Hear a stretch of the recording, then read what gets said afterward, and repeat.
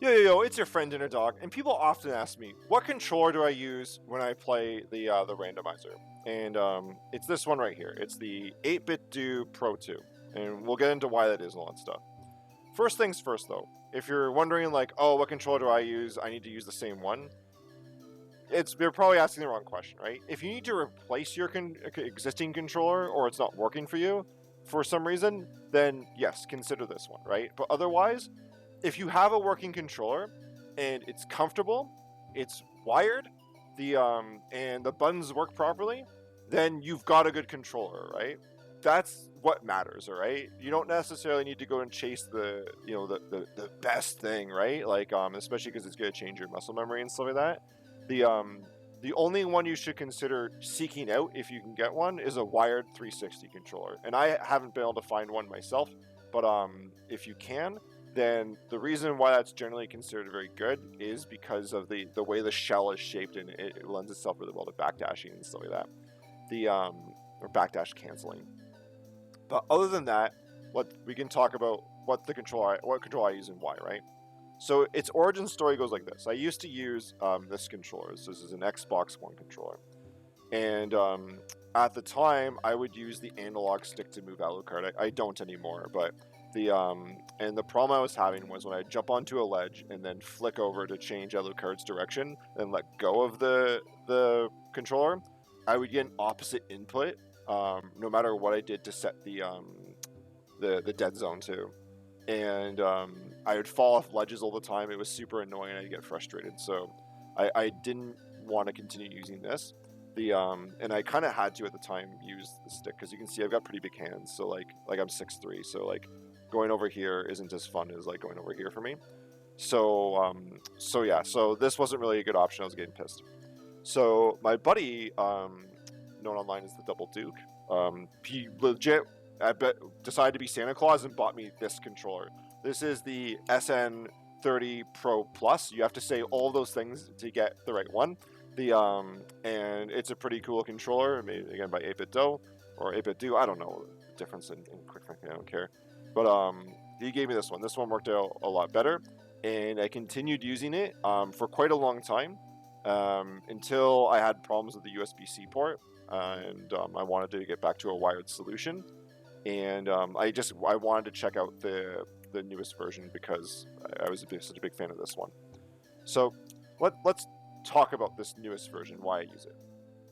So, or why I use these controls in general. So again, I'm 6'3", I got fairly big hands. I feel it fits well in my hand. Like my thumb just kind of rests where I need it to rest.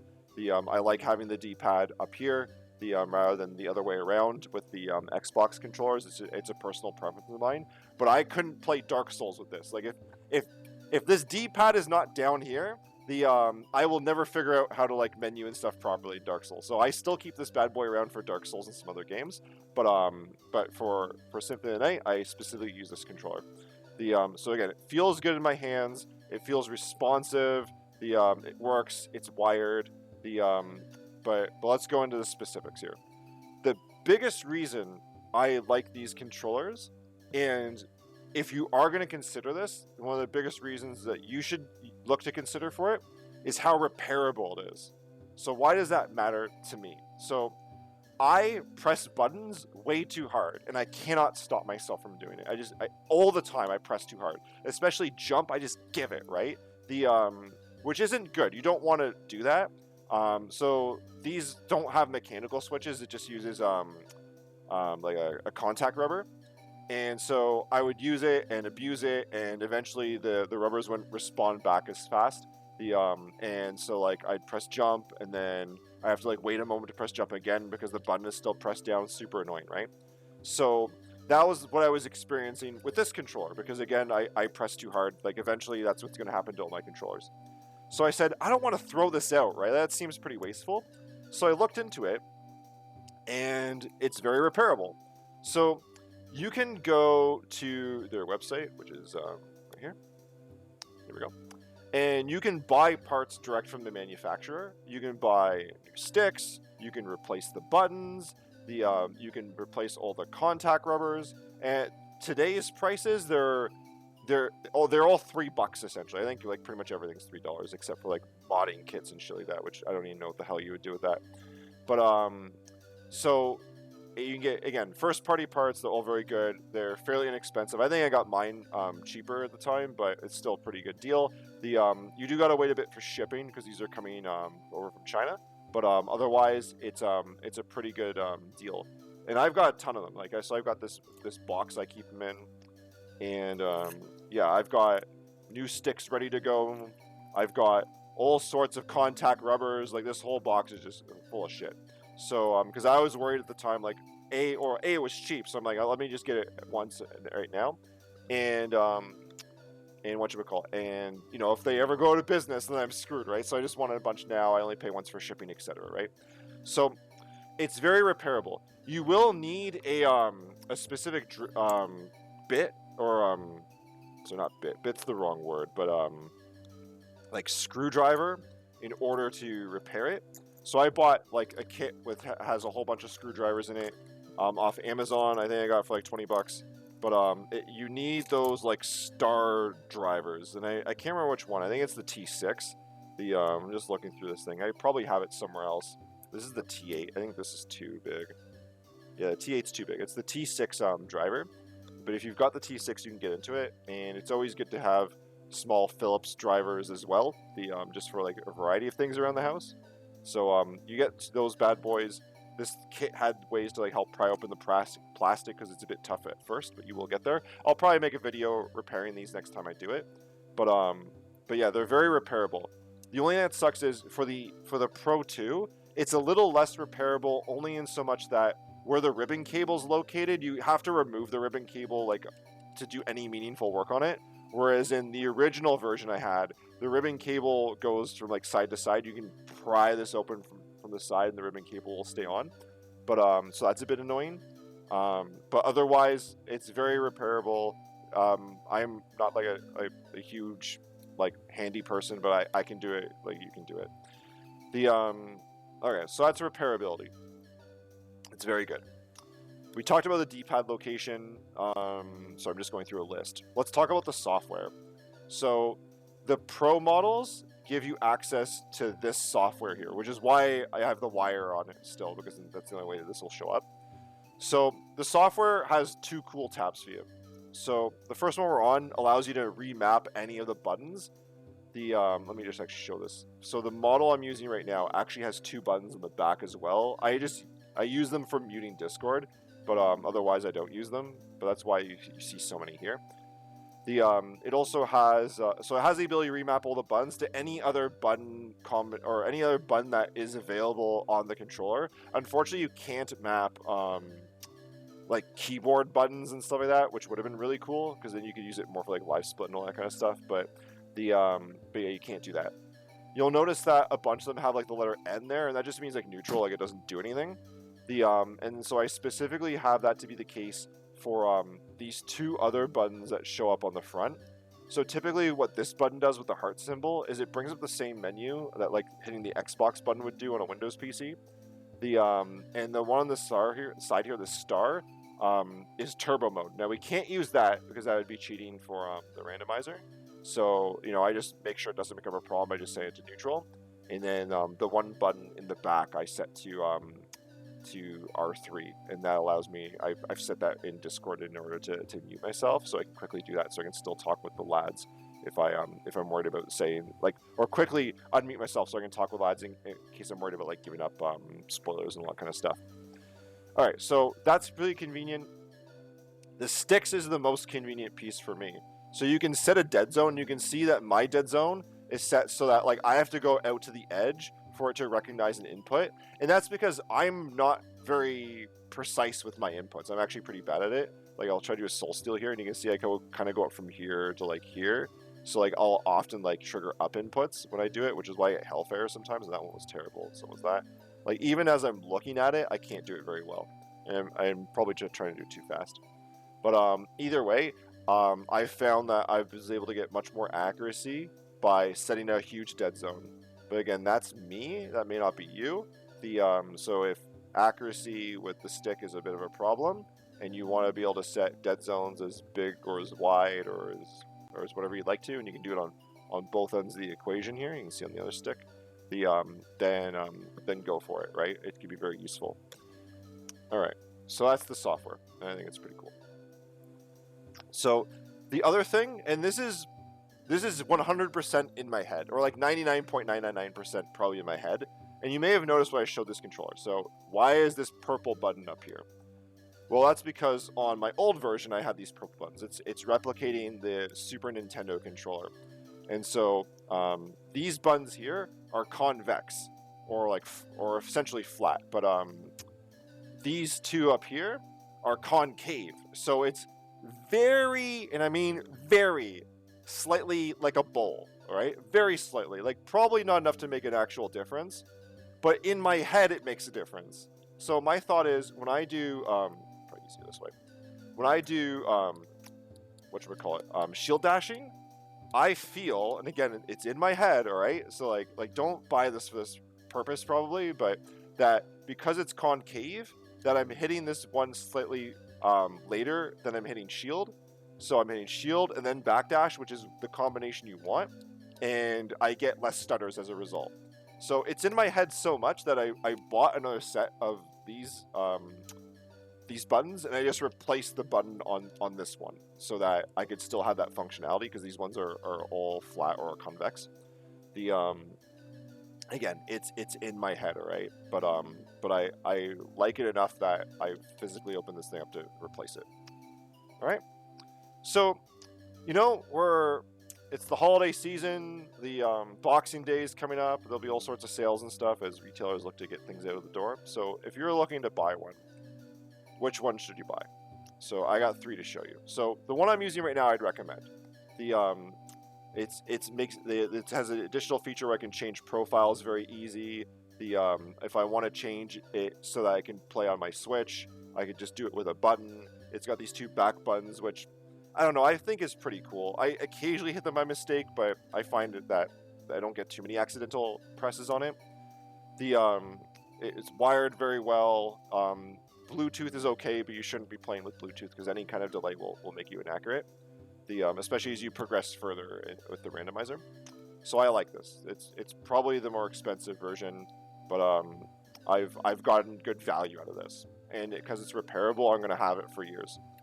So this bad boy I had just before the pandemic. I've repaired it several times. This is the SN30 Pro Plus model. You can still get, and I think that it's a bit cheaper, and you can still get, they use the same parts, so repairability is still there. But I had some problems with it over time.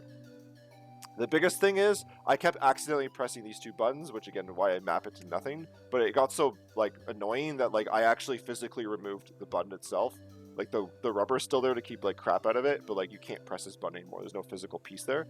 And eventually the USB-C stopped working, or not stopped working, but it's not as tight of a fit, and because I'm ramming the controller. Remember, I press the buttons really hard, right? So I'm ramming the controller when I'm shield dashing, or if I'm pressing jump, I'm really giving it, and so it would rattle the thing slightly, where occasionally it would disconnect, right? And it would reconnect fairly quickly, but it would stop me from what I'm doing, right? And that's just a time loss, and quite frankly, just very annoying. So at one point, I was just using the Bluetooth, which is bad over time because you'll be less precise.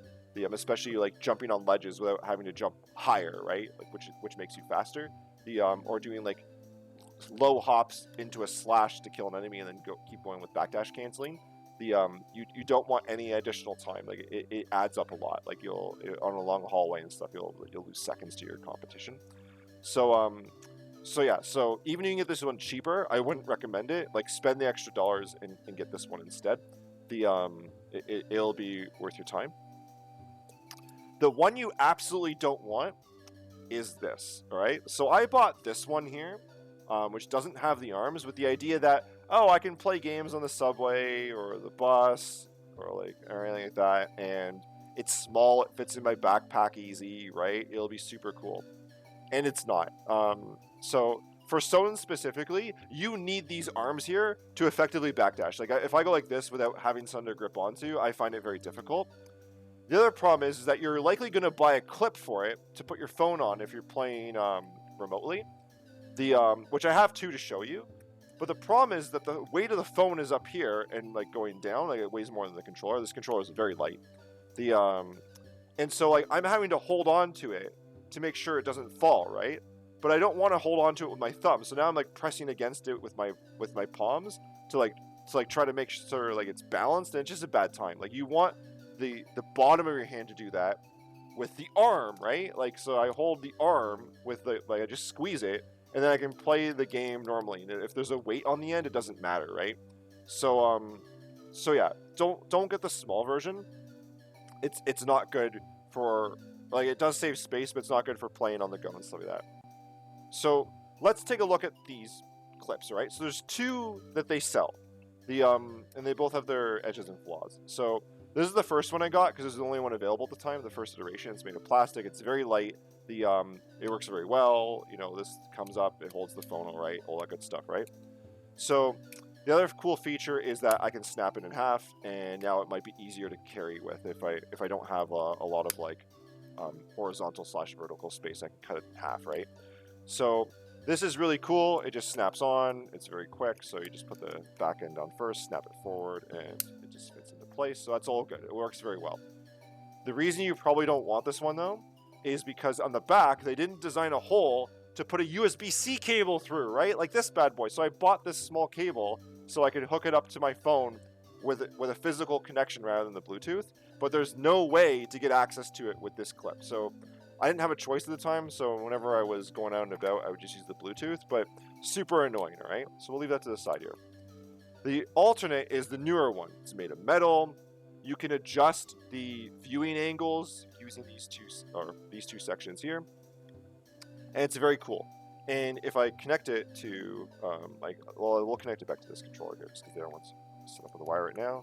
But if I take this off, which is very easy, and I look to put on this one here, which again is very easy. Unfortunately, it's only in black, so it kind of clashes, but I don't care. It has a hole for the USB-C. Fantastic, right? Now I can go wired.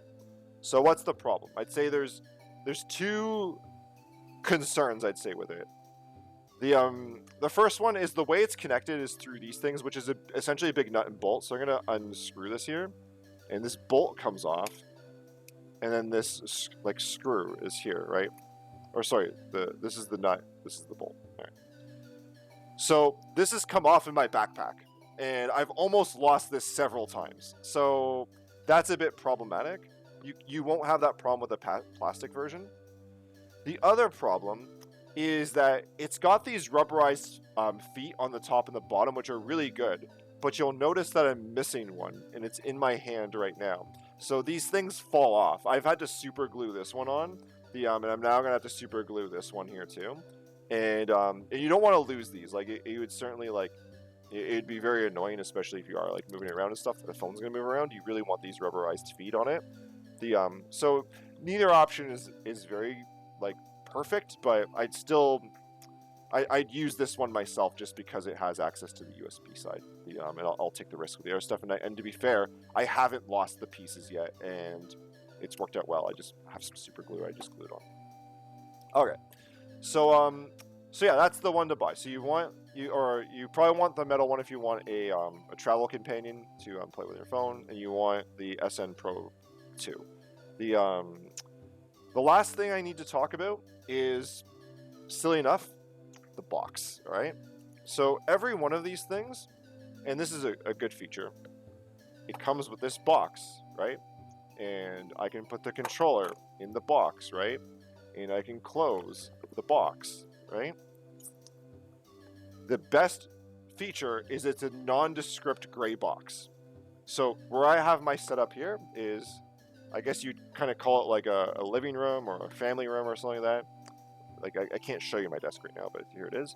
I don't want all this like nerdy stuff on my desk that I can avoid, right? So I like the idea that I can put the controller in the box. It's out of sight, out of mind. No one's gonna know what it is, and it's not like 8BitDo, get the power in your hands and shit like that, right? It's not loud, right? Like it fits into the decor fairly well, right? So it's good from that perspective. So I actually really like the idea with the box design. And I've got 3 of these. They all have the same design, nondescript gray box. It does come with a cover on it when you buy it, but you just get rid of that cover, and here it is, right? So it's very cool from that perspective.